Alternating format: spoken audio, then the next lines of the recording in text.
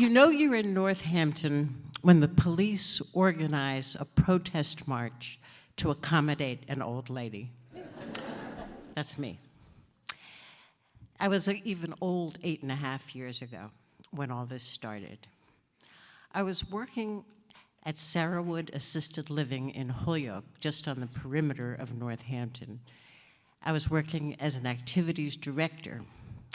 I'd been in the job for about 2 years, and when I had started the job, I'd had to sign a job description that said that I was not only supposed to attend to the social, emotional, and recreational needs of people in the facility, but also their spiritual needs. So I thought, wow, how am I going to do that? Well, unfortunately, we'd had to do a few memorial services, but I still felt inadequate in that part of the job. And so when women all over the country, and it turns out all over the world, were marching, I thought, well, this is an opportunity to address spiritual needs, sisterhood, solidarity. So these were people in their 80s and 90s. They weren't really able to march, and so we couldn't go to any of the marches locally. We would have to ride. So I thought, well, Northampton is the place to do it. And my idea was we would ride around town beeping the horn. But I didn't want this to be a bad experience for the residents, and so I called the police to make sure this was okay. They said, no, it wasn't okay. It was illegal, in fact. So then I got the idea that I would do the hazard lights, and I called the police again, and they said no. So then I got the idea that we would wave to people with signs on the car. And when I called the police the third time, there was a little pause, and then they said, what you need is a parade permit. I said, how do I get that? They said, come down now. So I went down, and I sat between two policemen who filled out a form. The first question was, where do you want to start the parade? I don't know.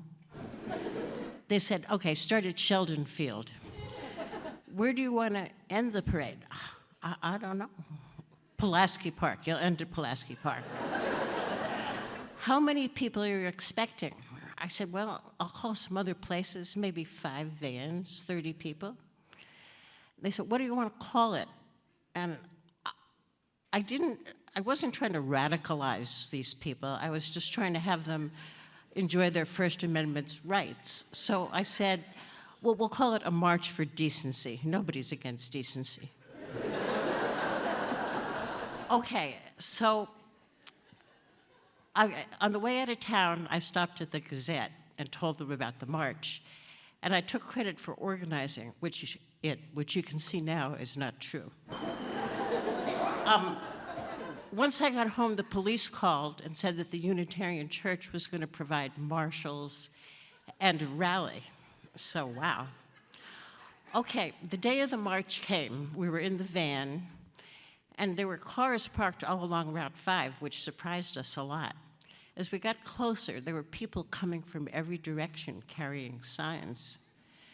So the march went off. There were us in the parade, and there were lots of walkers. That was on a Saturday. On a Monday, the Gazette said that 3,000 people had marched.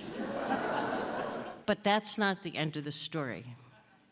The end of the story was when I called the police again to tell them I was going to tell this story. And I said, can I use your names? They said no. Just say the police. And then I said, well, thank you so much for doing this for us. We really appreciate it. And they said, well, we would do it for anybody. Wow. Thank you.